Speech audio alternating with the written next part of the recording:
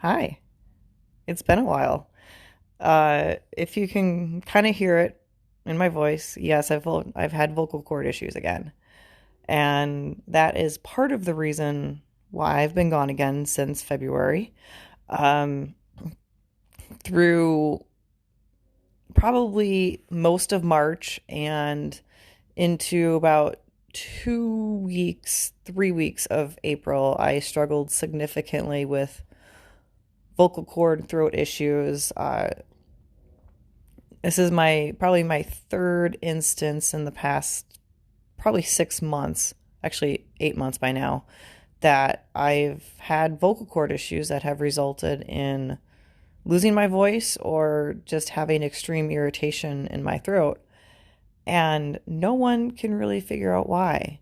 I've been to four specialists, no, actually, four doctors, two specialists, and everyone's a little bit mystified. Like some of them are like, oh well, it's probably allergies and we'll see if it clears up, and other people and other doctors said, oh well, maybe it's just you're talking too much. And I'm like, I've talked a lot more than I have in the past like day or so. Like, it's not like I've been giving speeches twice a day and traveling the world. Like, that just seems like a lazy reason as to why I might be having vocal cord issues. And then on top of it, I did have some big personal stuff going on, which I'll get into just very slightly in this episode. But I did want to start out by apologizing for being gone for so long again. It certainly was not intended, and I just didn't plan on, obviously, the vocal cord issues. And I kind of knew some of the personal stuff was going to possibly get, how do you say, not heated up, but let's say brought more to the forefront. I just didn't anticipate it being so time consuming.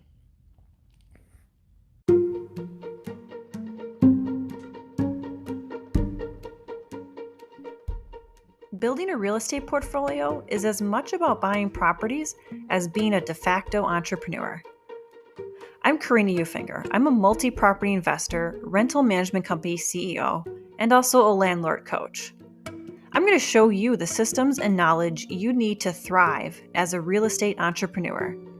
From your first property purchase to building a portfolio of passive income where you work less than 5 hours a week, you'll learn the essential information and skills to build a profitable portfolio and live the life you truly want. Whether you're well on your journey or just starting out, you're in the right place. Welcome to the Landlord Chick podcast.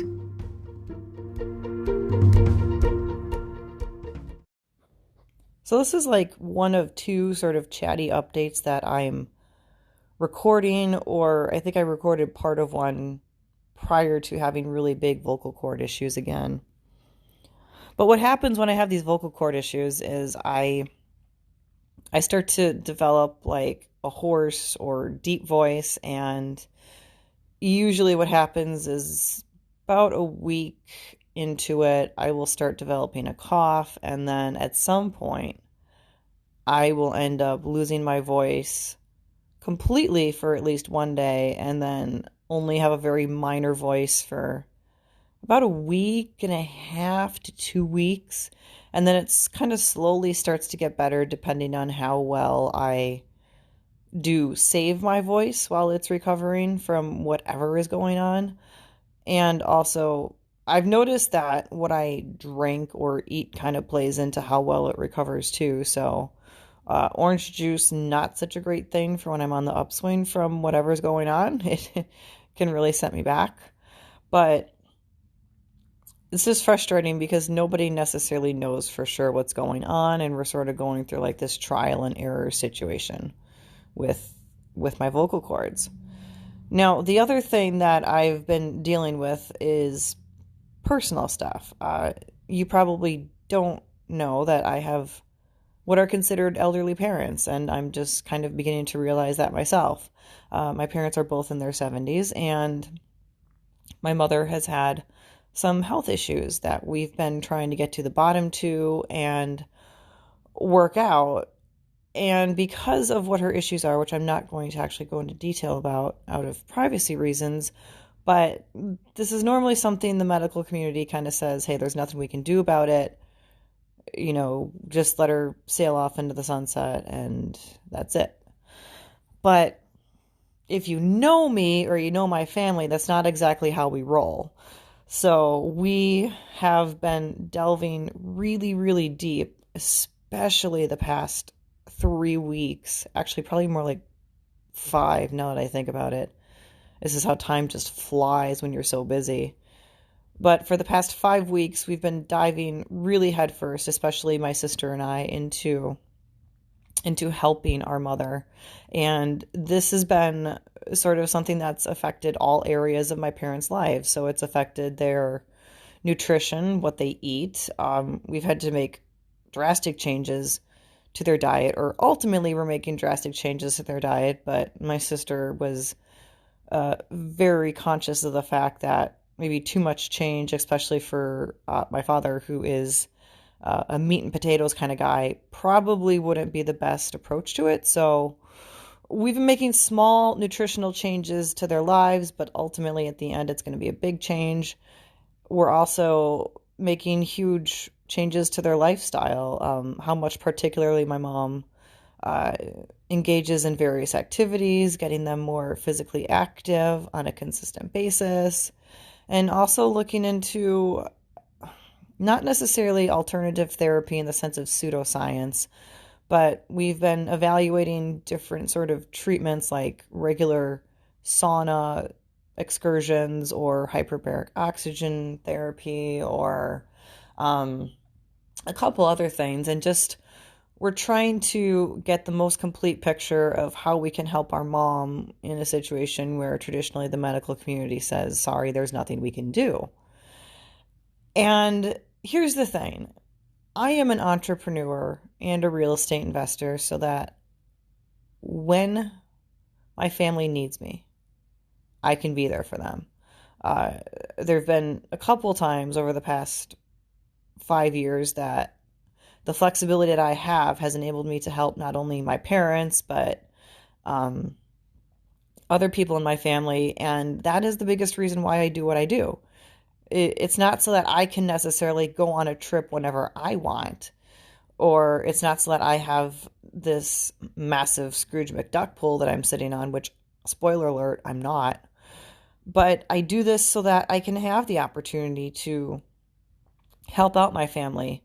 And whether it be shuffling people to medical appointments or spending more time with my mom, helping her do things that my dad maybe doesn't necessarily enjoy but would be really beneficial to her, or just being able to help my brother in a pinch with his kids or anything like that. Like this is why I do what I do. And so when an issue comes to the forefront with my family, like I dive in head first, because this is the entire reason that I got into real estate investing, why I became an entrepreneur, was that when these things came up, I could respond.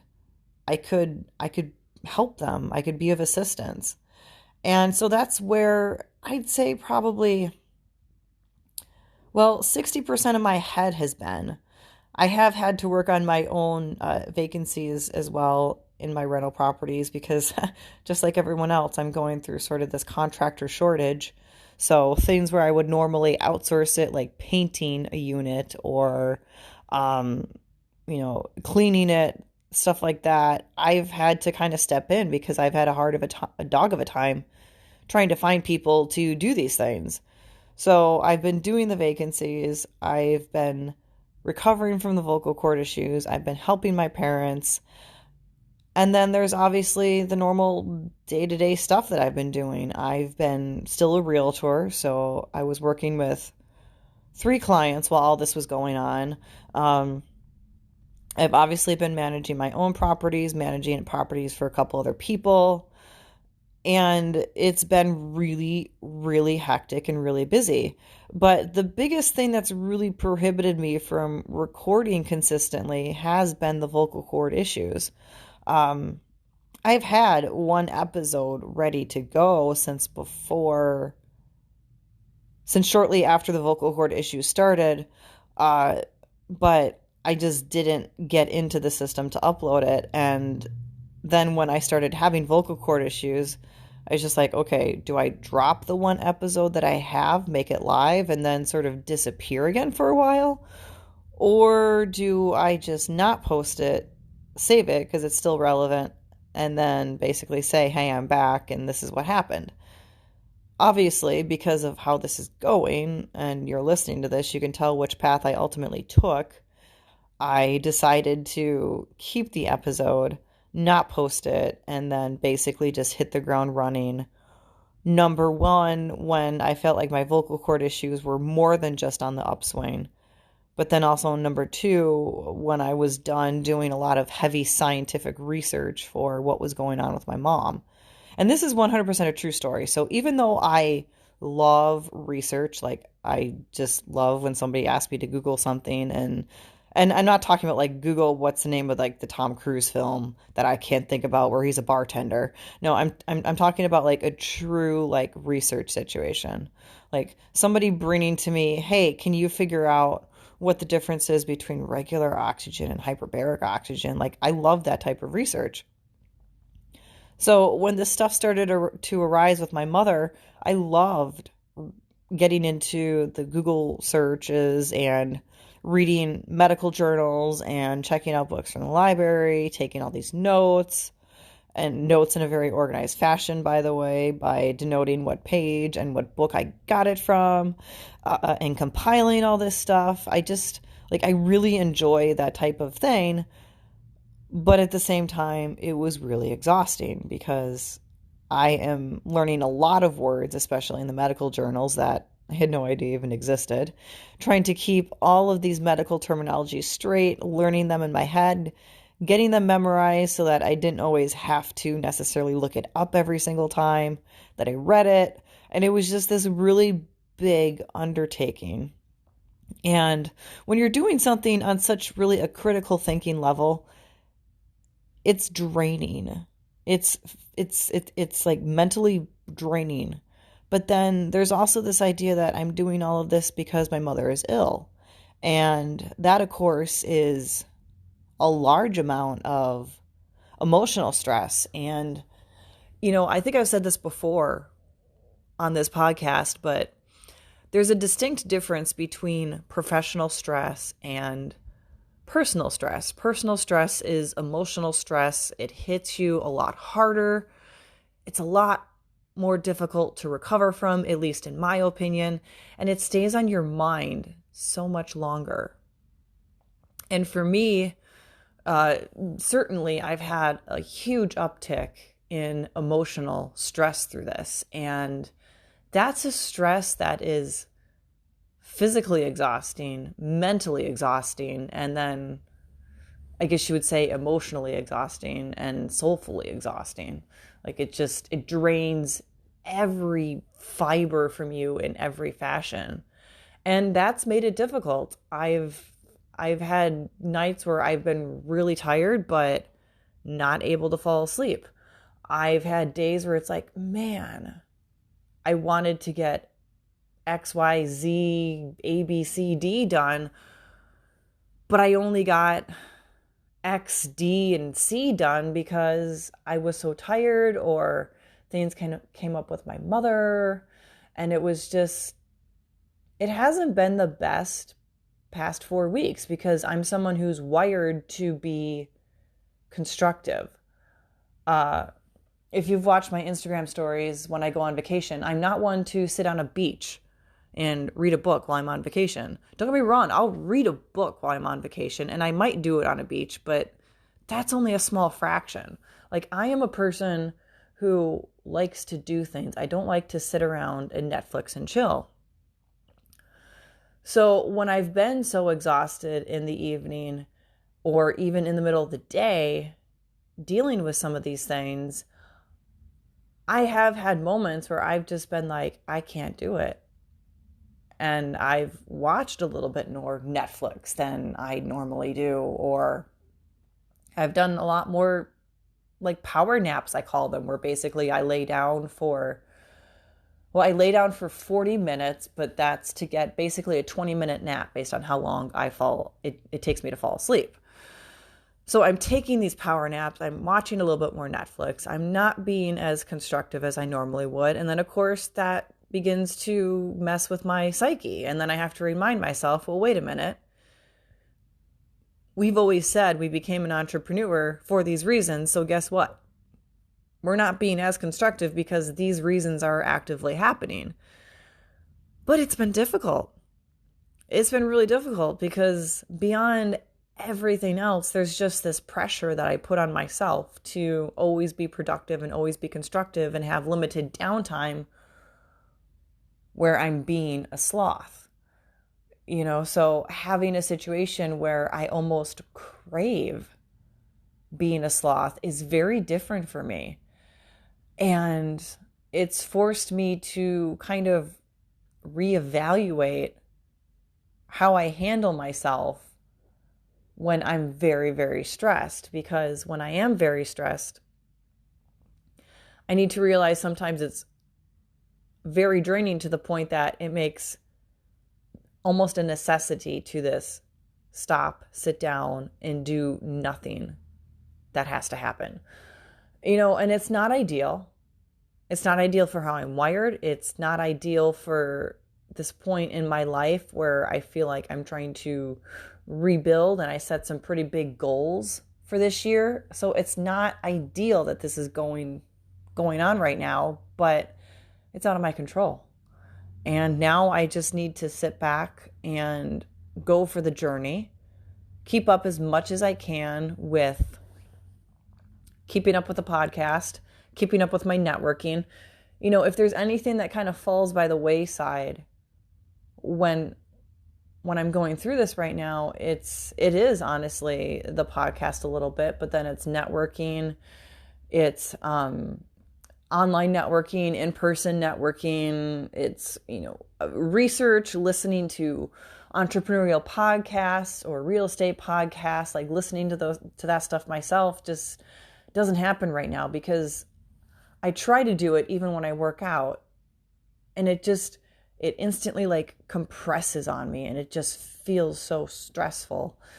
And that's also weird for me because normally I love hopping in the car and listening to an entrepreneurial podcast or a real estate podcast or, like a motivational sort of video. But I can't do that right now. Like it feels like it's just adding to this incredible amount of pressure to me right now. And I hated it. So I stopped listening to those three things. So now when I'm in the car, it's honestly going to be just like history podcasts or music, or even I've seen myself increasingly been in the car with nothing, like no music, no podcast, and just basically being alone with my thoughts. And I've usually done that in the past when I've lost someone. So when someone has died, I kind of go through this period of like a week where I don't listen to music. I really don't listen to podcasts or any sort of thing like that. And that just seems to be a part of my normal grieving process for whatever reason. And I discovered this about a year ago. When I had another loss, I'm like, wow, okay, so this is consistent. Like after I lose someone for about a week or so, I don't listen to the radio, I don't listen to music. And it's just apparently something that my mind feels is necessary or that it craves. And now I'm noticing with this amount of stress that I have going on, I find myself sometimes in a similar position where I might be going for a 40-minute car ride, which normally I would listen to a real estate or business podcast, but it's not happening now. And so if I listen to anything, it's entertaining podcasts, it's history podcasts, it's some music. And that's a very weird shift for me because, again, I'm used to being really productive, but yet now in these longer car rides, I just don't feel it. It feels more like pressure than anything to do it. So there's been some big changes going on, and ones that I certainly didn't foresee coming, and ones that I just have to kind of roll with the punches and get through.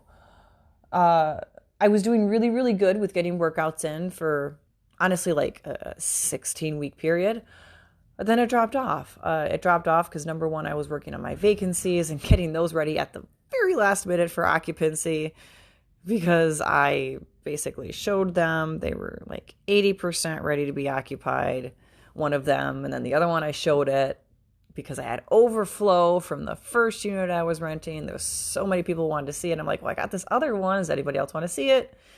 And anyway, long story short, then I was sort of constantly behind the eight ball trying to get that unit ready because I basically rented it before it was ready. Not ideal, not normally what I do. And I'm sure we'll delve into this in a regular episode. But between that and stuff going on with my mom, I've fallen away from getting to the gym as much, which is pretty unfortunate because I was so proud of my habit of going 4 times a week since I joined the gym in, I want to say February. And I am still really enjoy the payoffs from it. And don't get me wrong, like I still get to the gym. I maybe get to the gym 2, 3 times a week, but not the 4 times that I want. And certainly not for really what should be the hour 15 that I have programmed into my fitness app. Like I basically get there and I maybe squeak in like 45 minutes or 30 minutes. And then it's like, oh man, I got to go already again. But I just do what I can and I press on. And because of that, one of the things we'll get into in one of my chatty updates is that I also haven't had time to do as much emphasis on purchasing rental properties for myself. That's something that I'm kind of keeping an eye out, but I'm not quite as like hardcore into it as I was like, let's say 7 weeks ago or even 8 weeks ago. I'll talk about the deals that I had working that ultimately didn't work out. I'm pretty sure I have those recorded somewhere in my podcast program as part of an episode. And so that'll be a later date story, but that's also something that's kind of like fallen by the wayside, but that's not necessarily entirely just because of what's going on in my life. I also kind of put up a white flag a little bit with the real estate market. And I said, maybe this is just a little bit too chaotic for me right now, because if I'm seeing properties for other people and it's really hard to fit in my own showings because sometimes they don't always overlap, and it's like, so I haven't quite put as much effort into making purchases for myself. I'm getting back in that groove, I think, kind of slowly. I started thinking about that more last week, but honestly more from the perspective of a flip. So I think I'm going to be doing a flip. I think I am. Which I have, well, I don't know if you guys have heard it yet, but I talked about that in one episode where I said I sensed that I was probably going to be doing 1 or 2 flips this year. And yeah, I think that's definitely going to happen. I think that's definitely going to happen. And that might even be where more of my focus is going right now, is doing 1 or 2 flips. So that'll be an interesting journey to bring you guys along on, because it's something that I'm really mostly learning from scratch. Like I'm not coming to this with any sort of knowledge from past experiences or my parents or my grandparents. Like I'm going to kind of be walking into this as a complete noob. And that's going to be really interesting. And it's going to be a very humbling journey for someone who knows so much about real estate and has known so much about real estate their entire lives. It's going to be a very jarring experience. Wow. Okay. This episode's already ended up being longer than I thought it would be. So we're going to call it the start of season 2 of the Landlord Chick podcast. And we're going to run this one probably through July, or maybe through the end of June, possibly through the end of July. And I'm going to stick with it this time. So I actually have it on my calendar that next week I'm going to record 3 episodes in one day, which is going to be extremely excruciating on my voice. But we're going to do it because I want to start getting the stuff more pre-recorded in batches so that at least if something goes on, I'm not necessarily behind the 8 ball so much. because right now I tend to record maybe one or two at a time. That's where I end up getting behind the eight ball if my voice goes down or things get really busy. So my ultimate goal is to basically start recording these in bulk, which means that whatever day I start doing this, regardless of how healthy my voice is at the time, like I always find if I do more than one of these in a day, it can be kind of difficult on my vocal cords. So it's going to be really fun doing this, like 3 episodes in one shot. But that's what I have to commit to make sure that this doesn't happen too often for you guys, because I can only anticipate to a certain extent that my personal life is going to get maybe increasingly busier for a little bit as we get into a routine and maybe do all these things to try and see results that ultimately I might not be able to calm down anytime soon on that front, which means that I have to do things to keep my networking and podcasting sort of self-sufficient in a way. So that's what I got to start doing. Anyway, guys, I hope you enjoyed this chatty update on my personal life and everything. If you lasted this long, wow, you are a super fan of this podcast, and I appreciate it, because normally I feel like no one wants these sort of like personal chatty updates, but when I'm gone for 2 months, I owe an explanation to you guys. I can't just waltz back on here and be like, oh, hey, sorry. And I'm also not going to make up some like Instagram lie, or what do they call it? An Instagram exaggeration where I'm like, oh, I've been so busy killing it in real estate.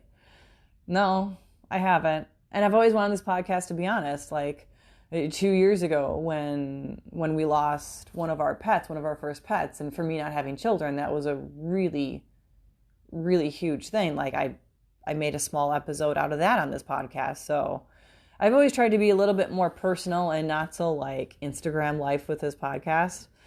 So that's why I also felt that I owed this to you guys. Anyway, we will get back to our regularly scheduled program next week. I'm going to sort through the stuff that's pre-recorded, put together some episodes. I'm going to make sure that I'm recording these newer episodes and getting stuff out to you. I've got some stuff on the table where we're going to be talking about what the status is of evictions across the country, mostly focusing on some Wisconsin stats, but it is a good snapshot in general of what's going on across the country and how maybe the media isn't telling the true story. Go figure.